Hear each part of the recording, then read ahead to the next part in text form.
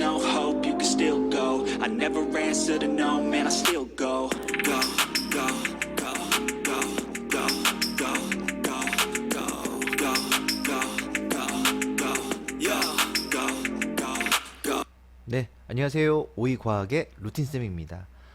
이번 영상은요, 문제를 통해서 기본 과학 개념과 아니면 좀 더 깊게 깊게까지는 아니죠. 어느 정도 적당히 들어간 과학 이론들에 대해서 간단히 한번 설명을 해볼까 합니다.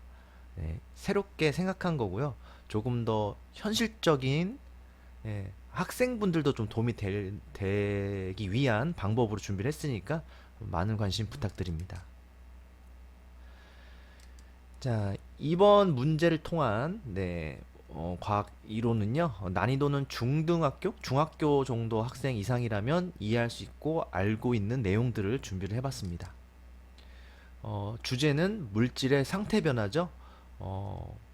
우리 주변에 있는 물질은 고체, 액체 또는 기체 정도로 이렇게 상태가 변할 수 있다. 이런 걸 배우고 아마 웬만한 사람들도 알고 있을 겁니다. 자, 그 중에서도요, 이번 문제는요, 상태 변화에 대한 예시 문제를 가지고 여러분들에게 소개를 시켜드릴까 합니다. 자, 이번 첫 번째 이 화면에서는요, 지금 보시는, 이 영상을 보시는 여러분들이 상태 변화에 대한 이론을 안다고 가정하고 문제를 설명하도록 하겠습니다. 아시겠죠? 자, 먼저 문제입니다. 상태 변화의 종류가 나머지와 다른 것을 고르시오. 자, 보기는 이 5가지가 있습니다. 여러분들이 만약에 이론을 아신다면 잠시 일시 정지하고 문제를 풀어보신 후에 영상을 이어보시면 좋겠습니다. 자, 잠깐 제가 몇 초 기다리게 했지만 풀어보셨나요? 몇 번이나 생각하는지 모르겠지만 한번 풀어보겠습니다. 자, 기본 개념을 안다고 가정하에 제가 설명을 드리는 겁니다. 자, 첫 번째, 종이에 그린 물감이 마른다. 네, 물감은 액체 상태죠. 마른다는 거는 기체로 변한다는 거니까 바로 기화라는 상태 변화가 일어난 것입니다. 그렇죠? 2번을 보겠습니다. 젖은 머리카락을 드라이기로 말려본다. 젖었다. 네, 물에 젖은 거죠. 액체가 말렸다는 얘기니까 기체로 됐을 테니까 이것도 기화하겠죠. 자, 3번. 널어놓은 젖은 빨래가 마른다. 젖었다. 또 물에 젖은 게 말랐으니까 기화가 맞겠죠. 자, 4번. 뜨거운 찌개 국물이 줄어든다. 뜨겁다는 거에 너무 현혹될 필요가 없습니다. 네, 찌개 국물, 물이 줄어들었으니까 말랐죠. 네, 이것도 마찬가지로 기화입니다. 그렇다면 5번일 확률이 높죠. 겨울에 얼어있는 빨래가 마른다. 이런 예시 많이 보셨을 겁니다. 당연히 얼어있다. 이번엔 물이 아니고 얼음 상태네요. 네, 고체 상태. 자, 고체 상태가 마른다. 여러분들이 얼어있는 빨래가 이게 말라 있는 것을 본 적이 있는지 모르겠어요. 네. 첫째, 빨래가 얼 일이 있나요? 네. 진짜 이런 겨울 추위에 바깥에 두지 않는 한 얼진 않지만 얼음 빨래가 말랐다 치면 얼음이 물방울로 떨어져 녹지 않고 바로 말랐다는 뜻이죠. 이 문장에는 그렇다는 얘기는 기체로 변했다는 얘기고 고체에서 기체로 변하는 상태 변화는 바로 승화가 되겠습니다. 그래서 답은 5번이 되죠. 이렇게 되면 여러분들이 기본 알고 있는 상태에서 문제를 간단히 푸신 겁니다. 네, 이러면 끝이죠. 자, 2번은요. 여러분들이 모르시는 분들 계실 겁니다. 그렇죠.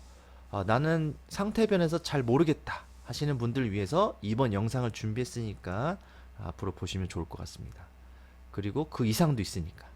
자, 모른다고 가정하고 이번엔 설명을 해보겠습니다.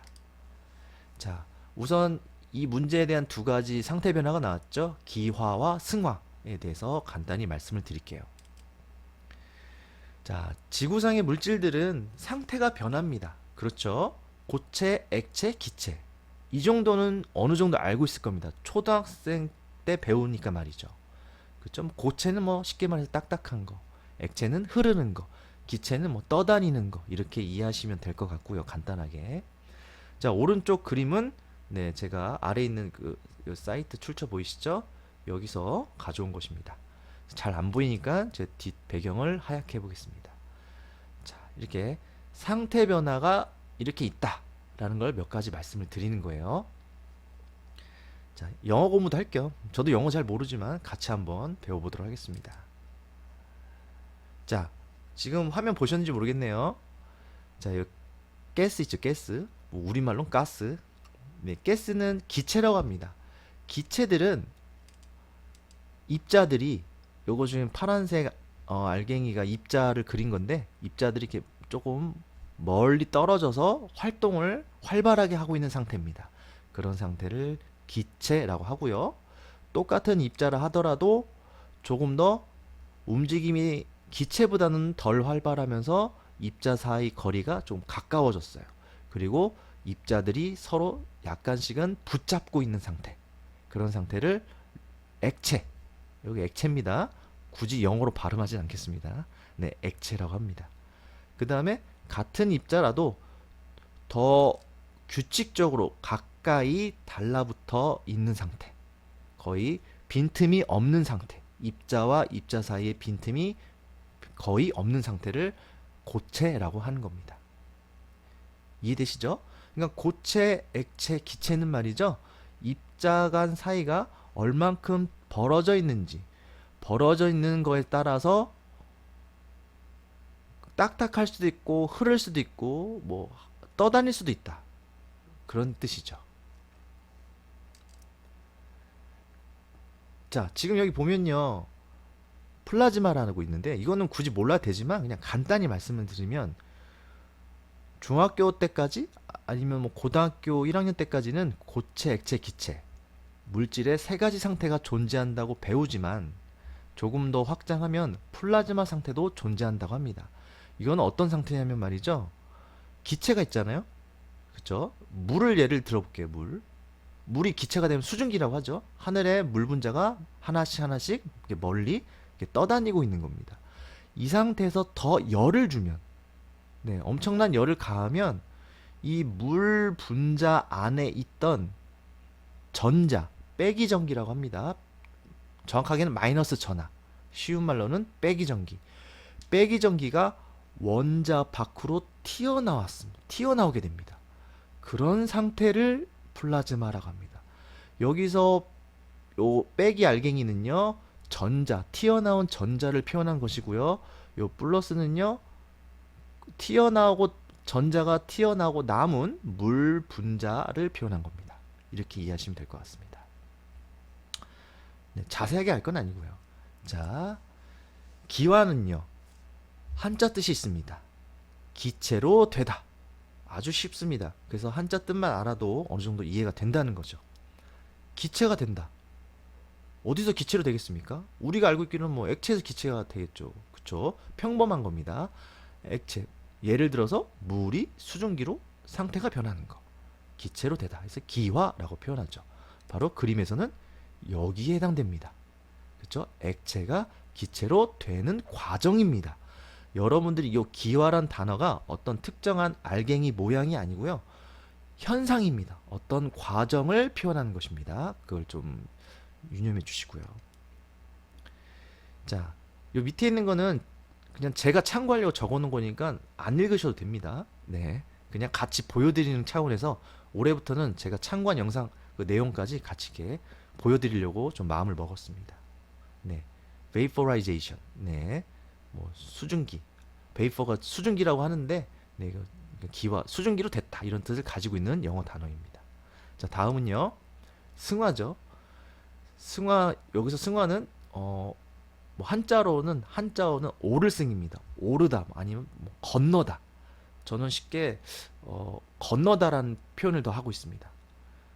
여러분들 엘리베이터가 우리말로 뭔지 아나요? 우리말 한자어로 엘리베이터. 저 같은 나이대라면 알 수 있겠죠. 승강기라고 하죠. 승강기.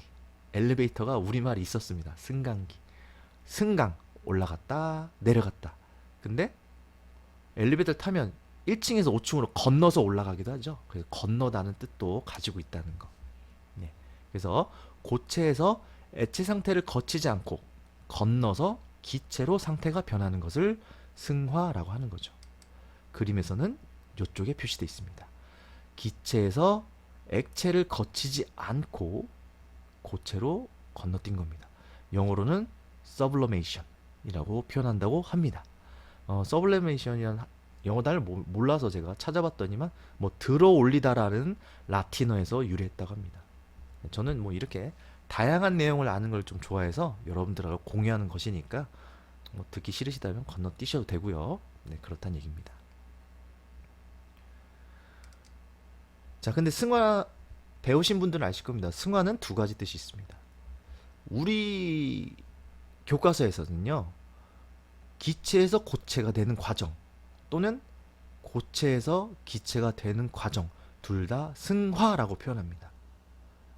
네. 그래서 좀 더 혼동이 되기도 하죠. 그래서 꼭 이렇게 말을 해야 됩니다.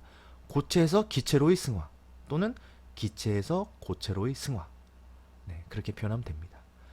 자, 그림에서는요, 바로 이쪽에 해당되는 거죠. 근데 영어는 다릅니다.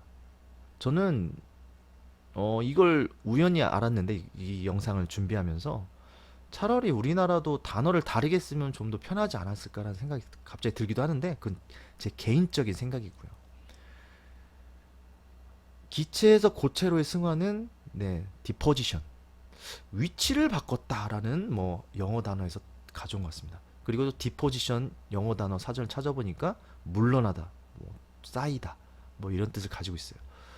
보니까 기체는 떠다니죠. 고체가 쌓이는 거잖아요. 가까이 붙어서. 오히려 영어 단어가 더 쉬운 것 같기도 한데, 예.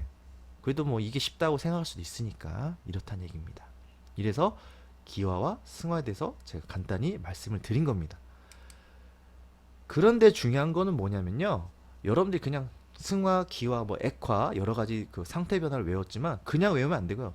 중요한 포인트가 있습니다. 중등학교 과정에서는요, 이 상태가 변하는 것은 온도의 영향을 받는다라고 되어 있습니다. 온도에만. 압력은 고려하지 않습니다. 압력은 일정하게 주어졌을 때 열을 가하거나 열을 빼앗으면 그 물질의 상태가 고체, 액체, 기체로 바뀐다는 것을 배우신 겁니다. 하지만 상태는 우리 지구상의 물질 상태는 온도에 의해서 변하기도 하지만 압력에 의해서도 고체, 액체, 기체가 되기도 합니다. 아주 간단한 예시로요. 수증기 있죠? 수증기를 정말 헐크나 엄청난 강한 힘으로 수증기를 어떤 공간에 넣은 다음에 계속 강한 압력을 줘서 눌렀다 칩시다. 네, 물이 될 수도 있습니다. 안 믿겨지겠죠. 왜냐하면 그런 일이 우리 일상생활에서는 잘 보이지 않기 때문이죠. 왜냐? 일상생활에서는 기압이 잘 변하지 않으니까, 압력이 잘 바뀌지 않으니까 그런 겁니다. 일상생활에서는요, 우리가 살고 있는 우리 땅 근처에서는요, 기압이 1기압으로 거의 유지되죠. 일정하죠. 그러니까 압력은 일정하고요. 봄, 여름, 가을, 겨울 아니면 아침, 점심, 저녁 온도가 계속 바뀝니다. 그래서 상태가 변하는 게 온도에 의해서만 더 잘 볼 수 있다는 거, 그거를 알아주셨으면 좋겠습니다. 여기서 더 깊게 들어간 영상은 다음 영상에서 말씀을 드리도록 하겠습니다. 아직 할 말이 남아있으니까 참고해 주시고요.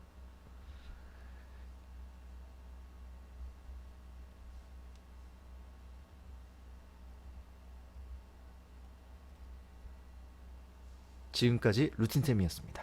다음에 만나요.